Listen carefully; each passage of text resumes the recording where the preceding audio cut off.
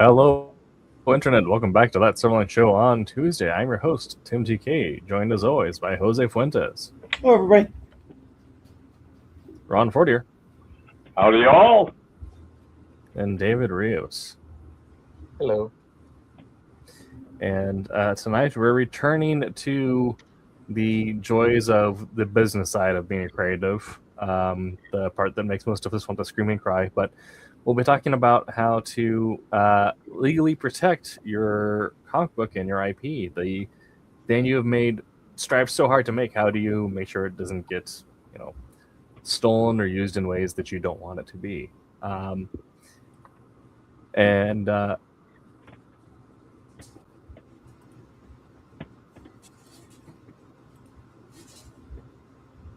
Did Tim freeze or is it me?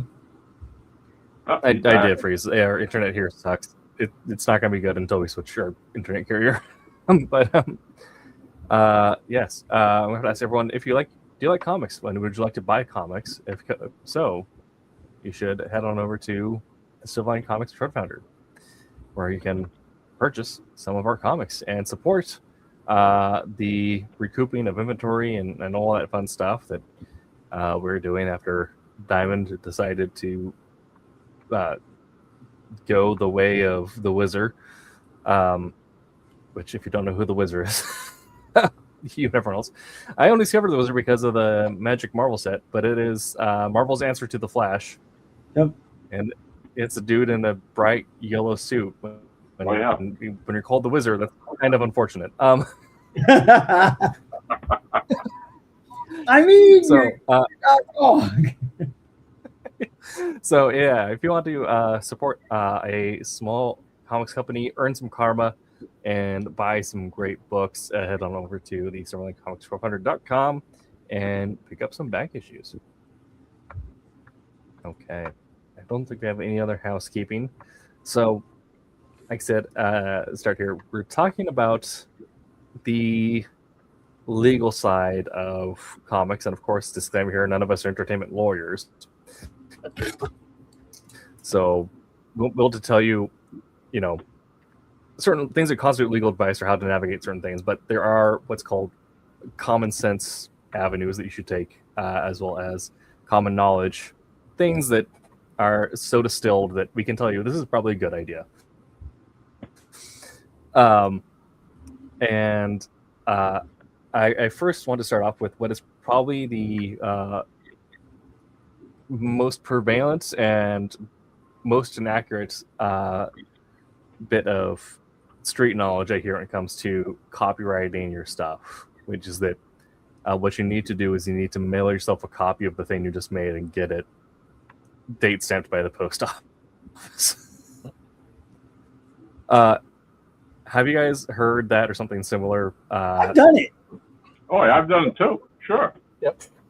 Yeah, I mean, in the day, again, the two sides to this conversation, which we should, set that line right now. There's going to be a side that we're going to talk about, i.e., when you're dealing and working for hire for a, major company or a mid-sized company or whatever. We'll get to this discussion about contracts. But prior to any of that, I mean, if you're a young independent creator just starting out, and you're going to start digging into, okay, so how do I protect, my property, my ideas or whatever?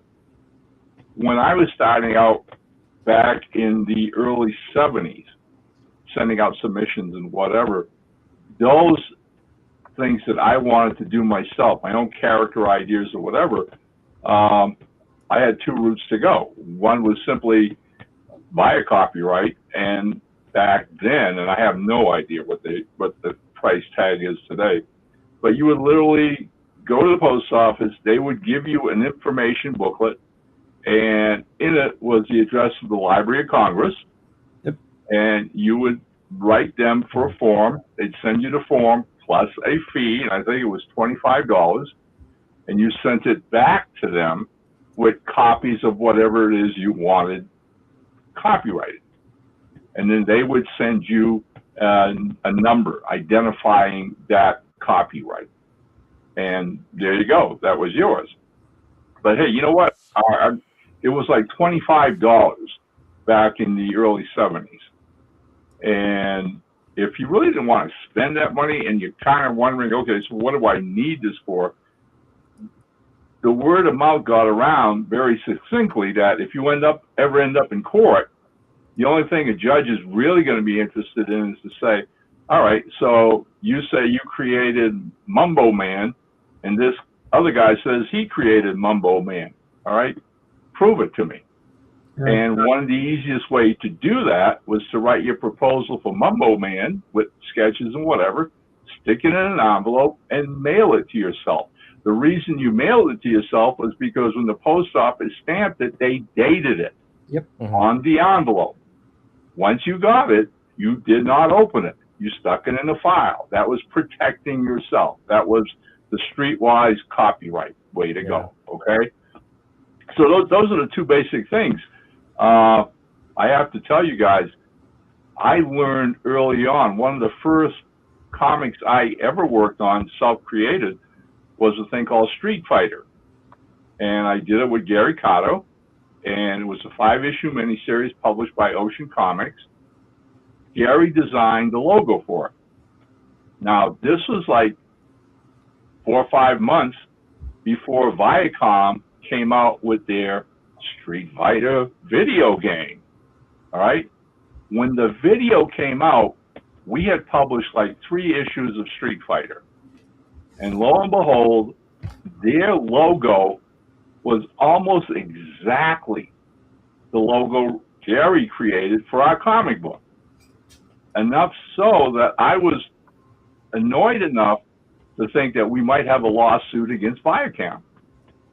So I went and got a copyright lawyer, brought copies of our comic book, showed him when we had done it, when we'd released it. You know, it was by then it was like about a year old. We were still producing it, you know, not finished a miniseries yet. And after he did his research on Viacom and came back to us, the truth of the matter is our logo was older than theirs. All right? But here's the kicker. And again, this is something that you're going to learn early on in life. Once you get into comics, the business of comics, all right? Basically, he said, should we attempt to take them to court and say, you can't use that logo, it's our logo here. We used it a full year before you did, all right? Viacom would turn around and look at Ron Fortier, who worked in a General Electric factory, was lucky to make a few $100 a week, and say, we're going to contest this, and take their millions of dollars and spend the next 20 years keeping it in court. Whereas I have to keep shelling out money for a lawyer, eventually that I'm going to go bust and broke long before anything comes to a successful conclusion. Then you'll have to drop the lawsuit. Right. So the lawyer, who was a really great guy and didn't want to rip me off, basically said, give it up, Ron. He goes, finish doing your miniseries, get it out there, and just go. But he goes, it's David and Goliath, only in this case, Goliath's going to win. He's got the buck. So when you get into the business of comics, there's a lot of legalities and things you have to watch out for to protect yourself, et cetera, et cetera. But again, that's my only, few small time conflicts with this whole concept of protecting IPs. In the end, I broke into the business, and the second I broke into the business, I was getting contracts from the people I was working with. All right. So all well and good. I get a contract. I have an agent who's taking a cut. He's looking over this thing, make sure everything's legit, but I don't own the product. So my contract basically protects me, i.e. I get per page what they guaranteed to pay me. This goes well for about 5 or 6 years until the company was going out of business, this one particular company, and they basically went to stiff me on what they owed me for like the last 2 or 3 issues, which came up to, at least $400 or $500. As it turned out, I had a good friend who was just a real estate lawyer, but a lawyer, went to see him, And he basically said, well, I tell you what, he says, let's see if they're willing to just compromise. And because the idea was the company was probably going out of business. So he literally wrote them a letter, i.e. the publisher and managing editor, basically saying we were going to take them to court, blah, blah, blah, blah, blah. They came back, and because he put it on his legal stationery, and he was a lawyer, he didn't tell him he was a real estate lawyer, okay? But basically it was the threat of going to court. They got back and basically said they would give me half of what they owed me. And so I got $300, said thank you very much, and walked away. And trust me, there's an old saw that my generation of comic creators is well famous for, and that's if you haven't gotten screwed at least 3 or 4 times by big companies, you're not a pro. Welcome to the comic book world, all right? And in today's age, the thing that we live by is if you haven't been pirated yet, you haven't made it. Right. If you which I have seen one of my books on pirate sites. So if somebody didn't make a fake account in your name, then you haven't made it. Yeah. But I mean, there's a lot of different things to know that. Yeah, when you work in independence, independent comics. I mean, the basic line is very simply, get to know who you're working with.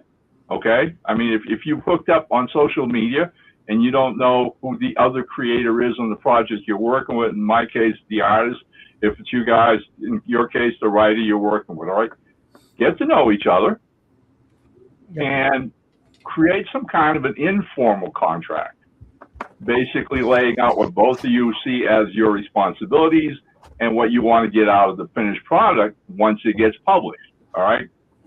On most cases, when I'm working on an independent project, creating it from the get-go, from the, first general ideas on up, like everything I'm doing these days, guys, when I can find an artist who wants to work with me, my initial plea is I'll give you 50%. That's it, okay? And so we do a digital handshake, all right? 50% of whatever this book project makes, and not only do we state comics, but we state general media. So if it gets picked up by the movies or television, whatever, that 50% stays in place. And that's the incentive to get another creator to join you. And for both of you to work on that same, primary goal of making whatever you're doing successful, even if it's only getting comic books out and entertaining your fans and whatever.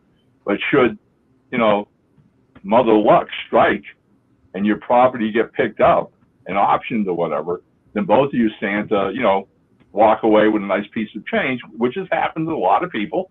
The idea is, though, one doesn't get more than the other. All right. I love that 50-50 thing. Okay. To me, it's just being upfront and honest. And then it all comes back down to the bottom of this. I know several writers over the last 20, 30 years who've worked like this. And you kind of hope, and I believe in my heart of heart, that at least 90% of independent creators are good, decent people who stand by their word. But you know what? Like every other business in the world, guys, there's that 10% who don't, all right, who are out for themselves. And if something happens or whatever, they're going to screw you over and off they go, and whatever. So the bottom line is any contract you make with another person is only as good as the intent and the word of that person you're working with. The danger of that, and again, people don't get it, okay? If you end up being one of these people who doesn't honor your word or your commitment, and you start screwing over people, this community isn't all that big. Right. And once you get that kind of a reputation as somebody who's not reliable or lies or cheats or whatever, it spreads pretty quickly.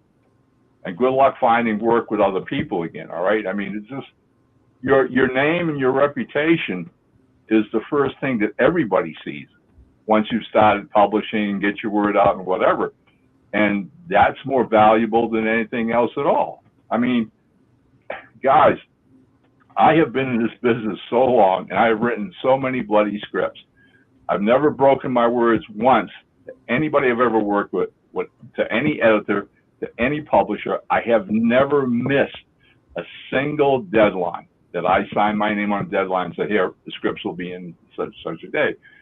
That's my reputation, okay? And I will take that to the bank. It's when I work with other people, hey, just check with anybody I've ever worked with in the past and see what they say about working with me. There you go. Yeah.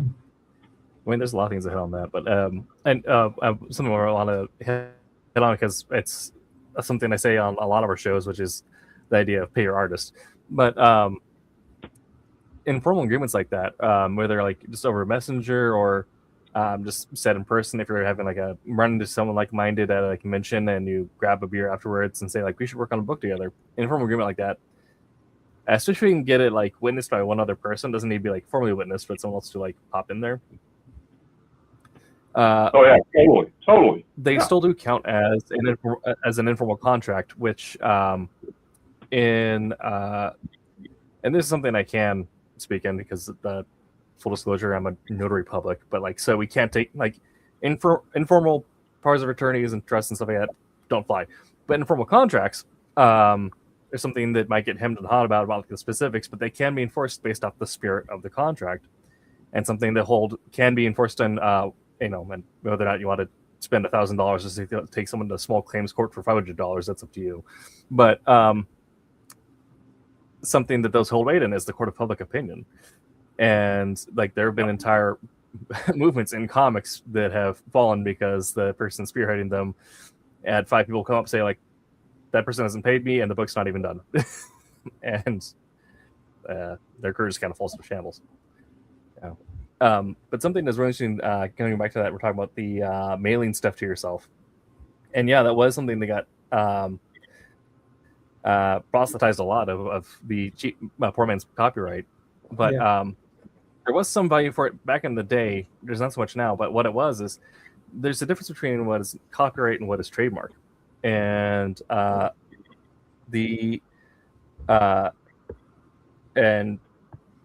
there's certain ways you have to register them or whatever, but the thing that you're looking for when you do the state stamps is a way to reinforce your automatic copyright, because anytime you finish your creative work and it is on a medium, you are granted automatic copyright in the United States. At least that's the way our legal code works. Other countries may differ. And so the idea is you just want to have someone else's eyes on it and a date that their eyes were on it, so you can get that informal witness saying like, this is when this material is put in place. Now you can do that via Instagram or via if you start marketing yourself or just talking whatever, or even now a lot of us are working digitally, and you're going to have metadata in your Word doc or on your files that say with the date that this image is created. And those are going to be things that gets used off of, because it's actually very hard to spoof the deep metadata.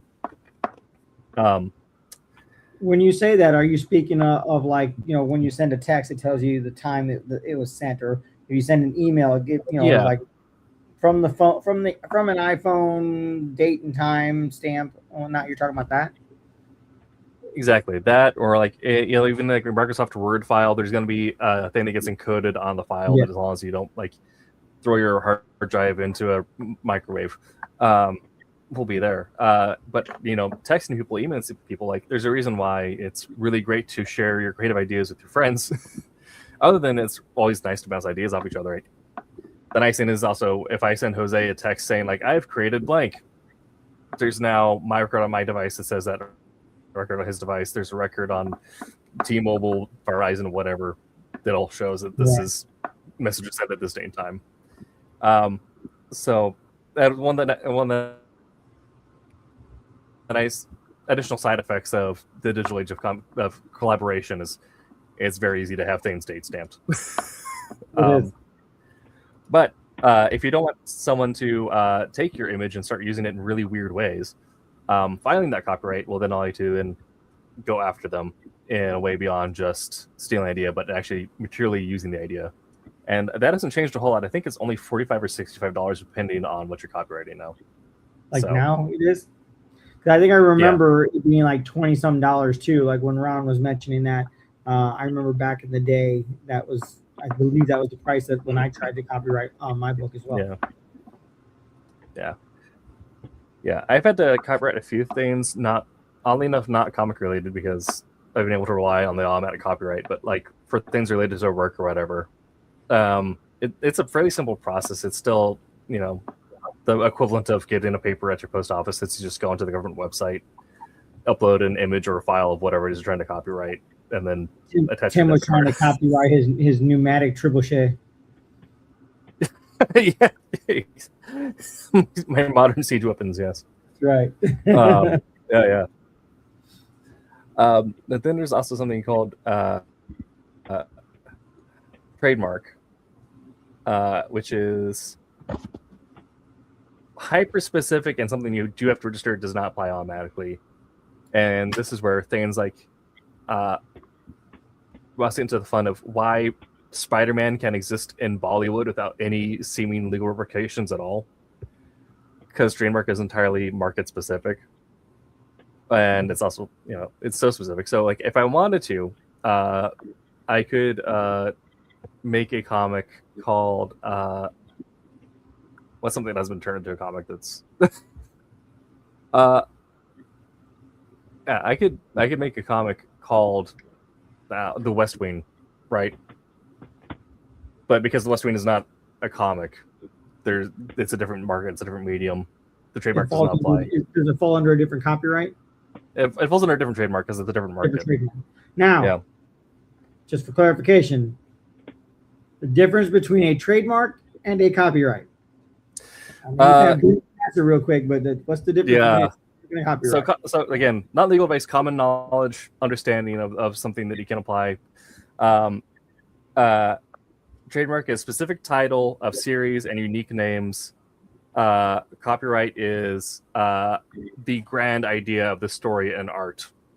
Okay. Okay. So let me give you a real classic example of this. I just became familiar with it at the start of the year.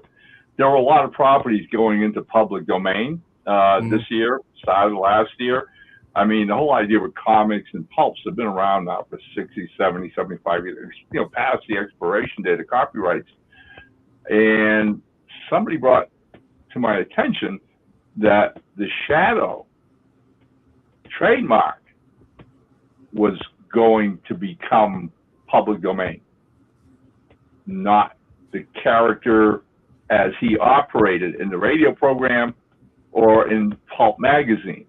But that logo that says the Shadow could be used by somebody today. But as not long the character. as what you wrote wasn't or drew was the bulk of the property. Understand what I'm saying? So I could literally create a brand new character now for my Airship 27 pulp company and call him the Shadow and get away with it, as long as he's nothing like the Shadow that everybody knows. Right? It's bizarre. It's just it's so convoluted. All right. It's like all right. But the Shadow would know. The Shadow would know. Exactly. Yes. Bravo, Jose. Bravo. There you go. Yes, he would. Yeah. Interesting, intriguing. Oh yeah. But a trademark is also one of those ones where pricing, because this is got to get a law degree here and jump through the hoops. Right? Yeah.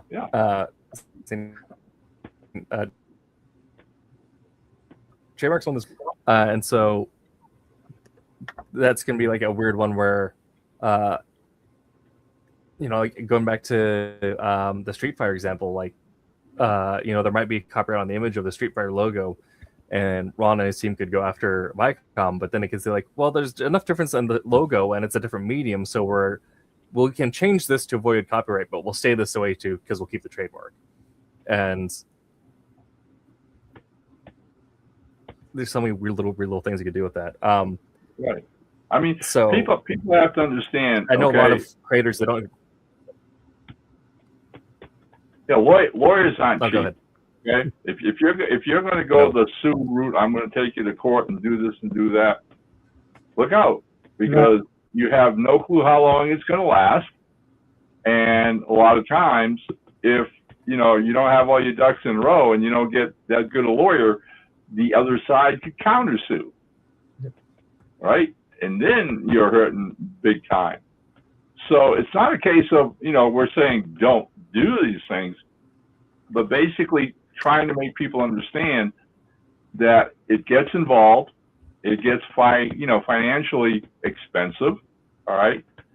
When in reality, again, how good are any of this as far as protection is concerned, okay? I mean, the internet today, and as we were talking, everything is out there. And once it gets printed, once it gets digitized, it's out there.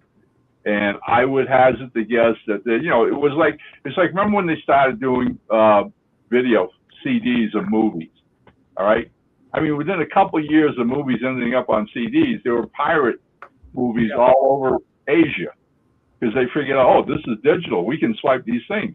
And bootleg, movies of Hollywood movies are appearing up, blah, blah, blah, and literally costing the studios millions of dollars, which, they weren't getting because these were bootleg, ripped off, properties or whatever. The same thing applies to what you get published today. If it's published out there someplace, then it's most likely going to be digitized, whether it's a book or a comic on Kindle or other platforms for comic books. We know there's webtoons and other, places now where people can get digital comics. Yep. Well, trust me, if they're out there, a hacker can come along, download that file, and suddenly the people in these bars, are selling your comic book. It's just, it's the world we live in. It's a thing to be aware of, obviously, but at the same time, again, unless they're ripping you off and stealing your home or your car or whatever, all right? You have to move on and go beyond that, all right? If your goal is to make comics and to get them out there, to get them published, get them whatever, okay, then yeah, be aware of the world in which all this is happening, but don't let it stop you, all right? Don't let it deter you, okay? There are always going to be the seedy group out there who are going to steal that they can't create. They got to rip you off of your ideas and what you do, all right? But like one of the old sayings of when I was a kid growing up, all right, you used to get milk from the dairyman or whatever, all right, cream always rises to the surface. You create something, you get it published, it's the original, people know that, fans know that, it's up there, and people can rip you off and knock you off and blah, blah, blah, but they can't take away your gift, your originality, and what you end up producing. Yeah. And there's so many layers to everything. And the thing that I kind of personally follow is kind of rely on, the automatic operate for most things. And if we get to a point where comics somehow, by some miracle of the Ghost of Stanley, are now covering the bulk of my bills, then I might file for the copyright on the items, because then you can get the little copyright C on the item that protects against what's known as innocent infringement, which is a defense where someone says like, well, I didn't know it was copyrighted, so I just started doing my own thing, which, because if someone does infringement and the judge will still probably rule in your favor, they might just get a slap on the wrist. Whereas if you can prove you have the copyright C on there, it's a registered copyright, then you can actually go back for retroactive damages in most cases, from what I hear. And so that'd be the point where I'd look at like, okay, if someone is actually like taken Soul Ascendant and has started selling books as if they are part of the original, I'm like, that's not cool, man. But but I'm all for fair use. If someone's just doing like weird, fun fan content online that isn't charging money for it, go to town. What was that innocent thing you said? Innocent infringement. Innocent infringement. And that's if somebody makes something that closely resembles yours, but you didn't know that, right? They didn't know the understanding. Yeah, it's there and not making any reference to anybody or anything, but you sit there and there's Captain America, and then you make a Captain American and he's got not stripes and stars, but stars and stripes. I don't think your innocent infringement falls under that category. Just want to clarify that. I mean, look, the thing is too, okay, it's like you meet these people, you know, especially at conventions, you meet these people and a lot of them come along and say, well, you know, this current comic book that DC's doing, you know, they swiped my idea. I had that idea 5 years ago. And I'm like, really? Mm-hmm. Well, how did they swipe it? Well, I don't know, I'm offline or something, but I created that whole concept. I had that first and whatever. And, you know, you just shake your head because, you know, that's ridiculous. That's not true. That's not going to happen, all right? And for the most part, unless, you know, it's, you know, asking for solicitations to what we call slush piles, where editors and publishers are looking for new properties, most companies, most creators will tell you flat out, don't send me your ideas. I don't want to see them, okay? Because I don't want to be influenced. I'm probably creating something that's close to what you're doing, and the minute you send me something and my stuff comes out, you're going to say I ripped you off.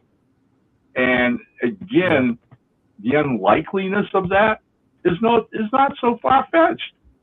Okay, we all live in the same world. We're all surrounded every single day by the same data, by the same culture, right?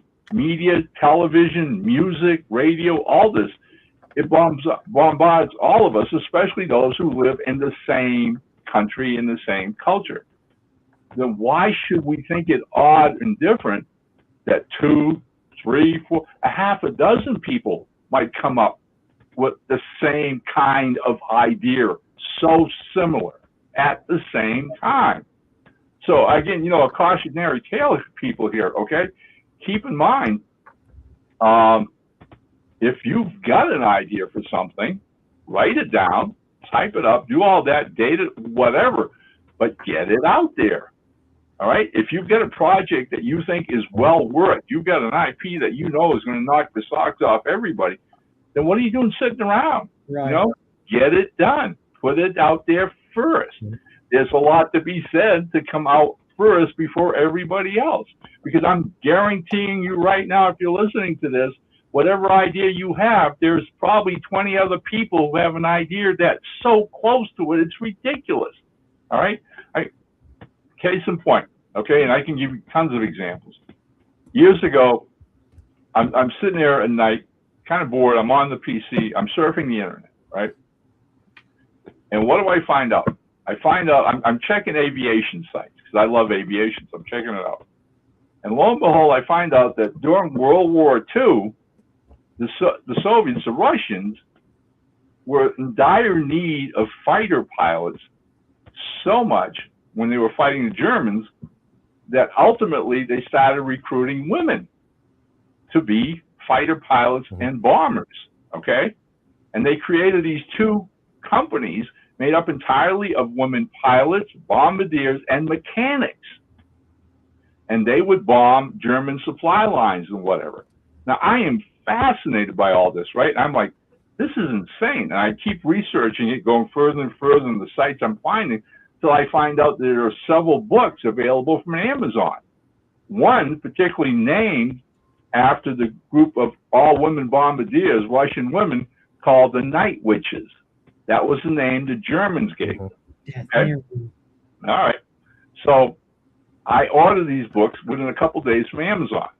Right? One was written by a retired American women pilot during World War II, all right, who found out about this, researched it after the war, met some of these women veterans, and wrote these books about them. And I am thinking to myself, man, I have got to write a comic book series about this. This is just too fantastic, okay? But I don't do it. Put it on the back burner. I'll get to it. It's a great idea. I'll put it, all right, yeah. 6 months later, I'm online, right? Garth Ennis just came out with a brand new war comic book about Russian women pilots called Night Witches. No. Okay. I kicked myself like crazy, all right? And he did a great job. It's a great series, okay?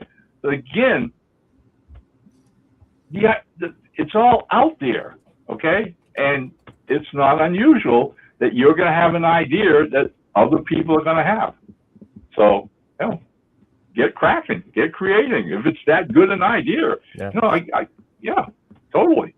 I mean, how many times have you sat there flipping through a comic? You know what I mean? Like, oh man, or hearing about now online. You know what I mean? Hear about a particular storyline from this comic company or whatever, and you're like, oh, dude, I thought of that exact same thing. Like you said, Ron, if you don't move forward with this, there's lots of people are going to have lots of great ideas, and there's lots of people, like you said, are going to have so great ideas that they're so similar. They're practically writing parallel. You know what I mean? Right. I mean, yeah, we could even get to like Ron already kind of got into it, but like we could do a whole episode on zeitgeist and Gestalt consciousness. If you ever want to get like really like esoteric with pop culture, that great topics. But and also a side note, but if you have daughters and if they ever deal with self-doubt, make them read about Malinka Savage from World War One and the Night Witches from World War Two. No more self-doubt. The craziest women to fight in her. Malinka Savage is one of the most decorated soldiers in the history of armed conflict, and she's a woman out of Serbia. Well, so, I mean, I talked last week about being in Moscow for a while, right? One of the days we were driving through downtown Moscow, we came to a red light and stopped. And I happened to turn around and looked at the small park, right? And what's in the center of the park?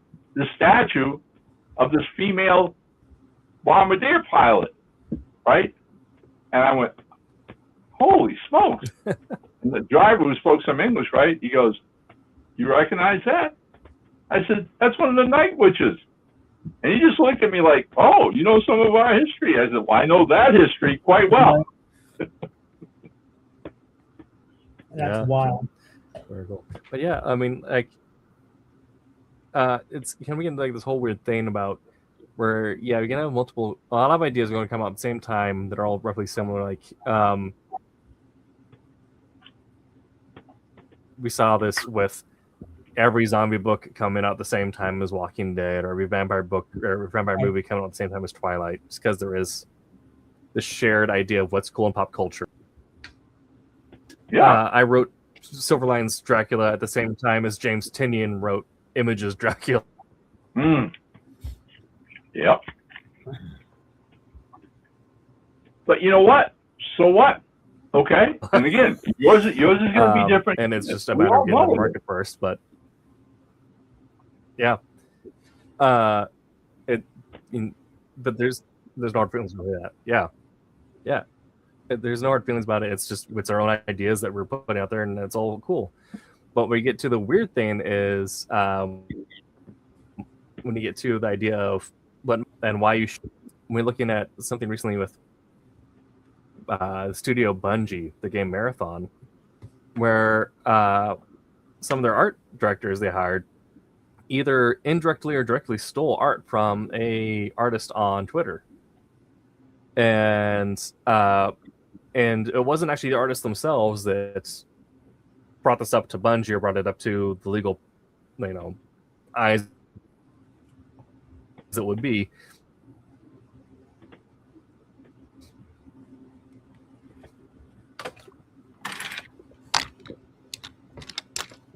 In a lot of cases where there is actual copyright infringement law cases, it's brought up by the people who were exposed to the original arts and either notify the original artist or just make enough hubbub about it in the news that it starts gaining traction. A lawyer loves a good case. They're going to find a way. If they hear a way they can make money on a win, they're going to reach out to you. I mean, look, the kicker is, again, it's just having a mature, realization of the world you live in and all that data out there. Again, an example, the last Terminator stuff I wrote for Now Comics was the Terminator Burning Earth with Alex Ross. Okay. Now that was written in the gap years between Terminator 1 and Terminator 2. Okay. So in writing Burning Earth, in my first issue, I start off with the battle in the future with John Connors and his rebels against Skynet, right? And I'm, envisioning this field of action where the rebels are fighting across it, and they've got pickup trucks, and they've got mounted machine guns, 50 caliber machine guns and rockets, bolted to the back of the pickup trucks. And as the driver is bouncing up and down, they're shooting at these skybots that are, working with the Terminators. And that's the battlefield sequence. And so Alex Ross illustrates that. And that battle sequence goes like about 3 pages at the start of the book, right? And he did such a great job. It looked absolutely beautiful, and it's exactly how I envisioned in my head when I wrote the script. Okay. A year goes by, and James Cameron releases Terminator 2. So my wife and I are in the theater, right? Anxious to see this. And the movie opens up, and one of the first scenes that happens is a battle sequence. And we're watching it when all of a sudden, from one end of the screen to the other, across this battle combat field, comes this pickup truck and bounces off of ruts with guys in the back with mounted machine guns fighting these sky things. And my wife just turns around and looked at me and went, James Cameron read your comic book. Maybe he did. Okay. I mean, if he did and he liked that scene, I'm flattered. Okay. But it's like ripped right out of Alex's pages from the comic book. It's watching it on the big screen, my mouth dropped, right? And then again, Valerie picked it up immediately, right? It's almost like Cameron went, oh, I got storyboards right here. Boom, boom, boom, and up it went. Okay, now the rest of the movie is totally different than anything we did. But just for that one action sequence, all right, hey, if it was a good idea for me, it's probably a good idea when he saw it too. And said, hey, let's run with this. Okay, fine. Yeah. Those kind of things are going to happen. They're going to happen all the time, all right? I mean, we can't write comic books, guys. There haven't been literally thousands of comic books published. How many fight scenes can you do? How many shootouts can you do in a comic book, all right? We've seen them ad infinitum. So it's your turn. You're writing or drawing one, all right? And doing the best you can to be original. But come on. You're going to riff off of what you've seen. You have to. You're going to pick those angles or perspectives that you particularly like, or yours truly as a writer. I'm going to remember some of the fist fights or martial arts scenes I saw in Shang-Chi, Master of Kung Fu, and try to incorporate some of those things in what I'm writing. We all do it. You pick and whatever, but at the same time, hopefully create something that's original to what your story is. All right. Absolutely. But to say that, hey, you're not influenced by what you've seen growing up, what you've enjoyed yourself, what's moved you, and whatever. Yeah, we all do it. We all say this, I like this, don't like this, I like this, don't like that. And all the time, your brain is sifting through and building this catalog that ultimately you're going to tap into. Yeah. I mean, and also there's a couple things to top into that where, and you'd already mentioned it a little bit, Ron, where working from contract, you don't necessarily own the copyright or trademark to any of that. And so if someone is, if you make it in comics and suddenly you're writing for X-Men or Superman, do so with the knowledge that you don't own the rights to that story. You'll definitely be credited as the creator of that story, or the writer of that story, or the artist. But whatever happens from that point on, that's the rights holders. But if you, one of the great things about how Zeitgeist works is that we cannot copyright Laser Eyes or Super Strength because those ideas are everywhere. So if you have your own idea for a Superman story and you're not at the point where DC's hired you to write Superman, you can change enough details where it's not Superman. It is some other very strong person with laser eyes and super strength. With a very, make the costume different, make the backstory different, give it a different name. Write your story. And then, seal it up in an envelope, mail it to yourself. Yeah. And that's how you got Hyperion from. I feel like I can do it.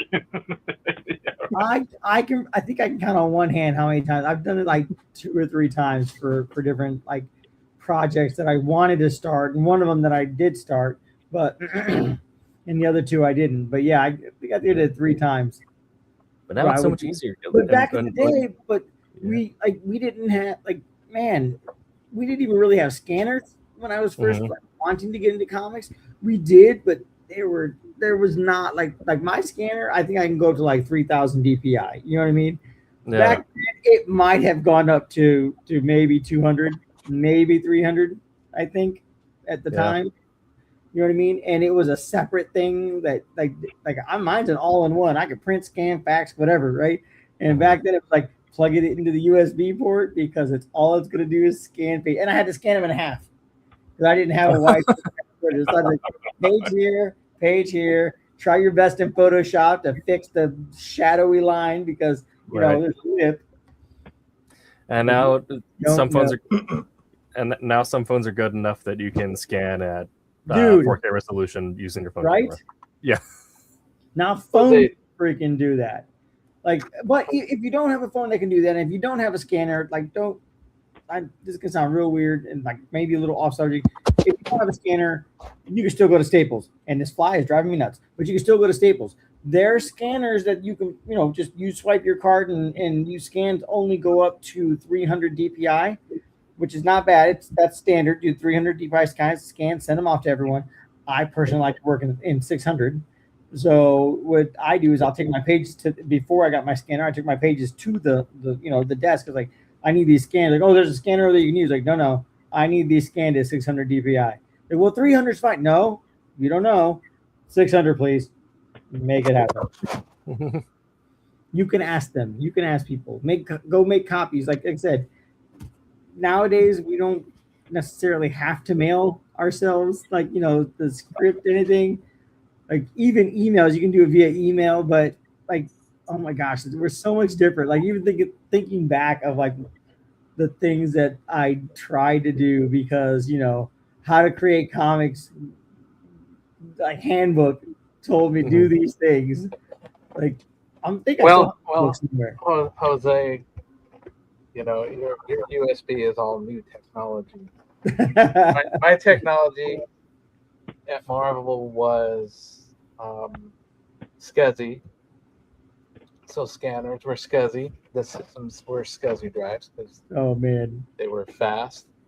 And so I had that at home, SCSI scanner. But on top of that, it's like the inter-office email system was Timbuktu. So you had a Mac Plus, the little one with the built-in screen that was your mail server and check your email. You had nicer systems and all that, but those were all devoted to color, and your way of transferring even inter-office was SneakerNet with big SideQuest drives, 40 gig drives that were this big. 40 gigs. Like 40 gigs. The high one. Remember and imagine just having 40 gigs back in the day. No. Sorry, 40 megs. 40. Oh, that's even worse. Yep. And then 80 meg were the double-sided ones. Those ones took a long time.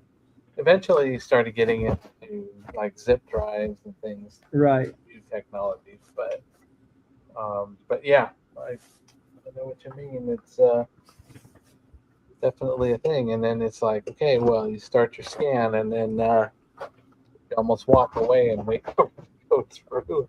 It passes. And make sure that if you had to move it, you had to lock the drive, lock the scanner drive so it didn't move. That would be catastrophic if that got messed up. Right. So yeah, and you say now they've got special attachments and I know they've got some scanners that are on tripods that project down and take the image, and there's a lot of cool technology. Like you said, your phones are capable of much higher resolution than those. Yeah. Were. But yeah. Yeah, I mean, it's insane how different we are from the old zine days of, well, you know, you put this together on whatever like fake stock you can find. It's going to be mismatched. You take it into the local print shop, and then you mail copies to your mom's house, and then everyone else, and you keep your mom's envelope sealed or whatever. Right. Yeah, and now it's, you know, if I wanted to, like, Ron could just send me the title of whatever he's working on next and a text, and now that is a copyrighted idea. Yep. Yeah. There you go. That's wild. That's just Skynet is winning. And never mind. We're talking about all this in the age of AI. Mm-hmm. And now it's almost getting impossible to tell what's actually been done by a fellow human being. You can't even trust news articles because I know. Yeah. Whoa, you know. And that's not even beginning. I mean, I guess we could kind of technically like addendum end on protecting your IP from AI scraping it, because that is now a whole other consideration if you're posting your art online. Absolutely is. Yeah. And I don't know if you guys have missed any of them. Sorry, I mean, it doesn't even online. It ultimately ends up, but you know, like I've brought up before, I had a page that I colored in the when I worked at Marvel for the X-Men alumni book. It was a picture of the X-Men they were all sitting in the pool, and there was this like building behind them and everything. And this was before AI started, you know, and the deep fake and everything started. It was, to my knowledge, it wasn't particularly, you know, a medium that was put on you know, the net. You know, it wasn't a digitized comic, I don't think, at that point. But somehow somebody got a hold of it and either scanned it or whatever, and then, you know, all of a sudden I see on the net, here's this exact same drawing, and 90% of it is all the work that I did. The shadows, the highlights, rendering, everything. Very unique. But then about 10%, they changed a few colors, they added, you know, a slight different thing, and then boom, all of a sudden it's like, oh, well, here's something I did. So I know how that, you know, how that is, and it doesn't necessarily start with something, but the fact that nowadays a lot of the stuff is being digitized and digital comics. So whether your original intent was it going out over the internet and getting copied or modified or AI scrubbing it, you know, nowadays with all the, you know, digitizing of existing work and all that, boom, there you go. It's now even easier. Yeah. There's programs you can use for stuff that's going online, things like Nightshade, or like there's a couple others that what AI does is it doesn't actually like look at the picture the same way we do with our eyeballs. Instead, what it does is it reads each pixel by pixel, and so you can get programs that we load into your art file will change how those pixels read to an AI. So when it tries to interpret it, it comes back corrupted or done weird in some way.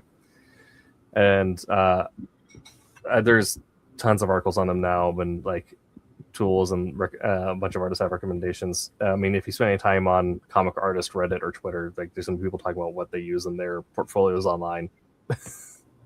Right. Yeah. But I guess that's also like a weird question, I guess, for you and Jose and David. Or if you guys keep portfolios online, are you concerned more so with people ripping the art and doing their own thing with it, or are you more concerned with AI doing it now? Someone just has their own Jose Fuentes bot. If they had their own Jose Fuentes bot, we'd have to go to war. But honestly, I don't think I've ever had anybody swipe my art, and I know people do that. You know, if they see something, they swipe. You know, they'll swipe it, right? I guess I would be more concerned about AI. You know what I mean? I don't think my art's going to help AI. So Skynet, don't take my stuff. But I mean, I think for me, that's I think would be my biggest concern is AI swiping my art. Because someone has my art has my art for no reason, just they wanted it and whatnot, then I could talk about that. And like, why? Like, why not just ask me? You know what I mean? I'm more than happy to talk about it or hook someone up, but not when Skynet tries to take stuff. And all AI anything, for the record, is Skynet. Like that's I even my kids know when I talk like that, they know what I'm talking about. Yep. Yeah.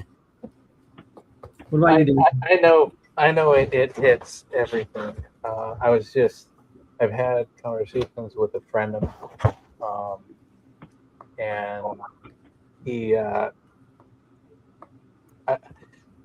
a big Unimog enthusiast. I don't know if you guys know what a Unimog is. Mercedes military vehicle, basically.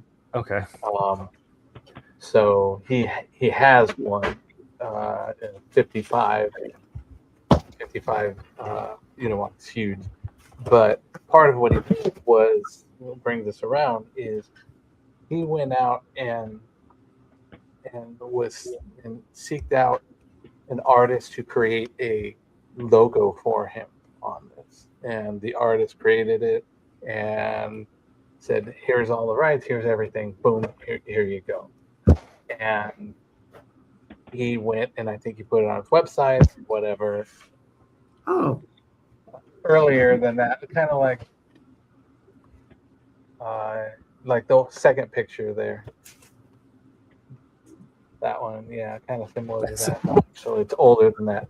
But anyways, all of a sudden, this guy, somebody on the internet, took it, tweaked it. No, see? Made it his own. Yeah. It's going to happen, and it's not specifically comics, it's not movies, it's not video games. It is anything that goes out there. Yeah. And it doesn't have to be art.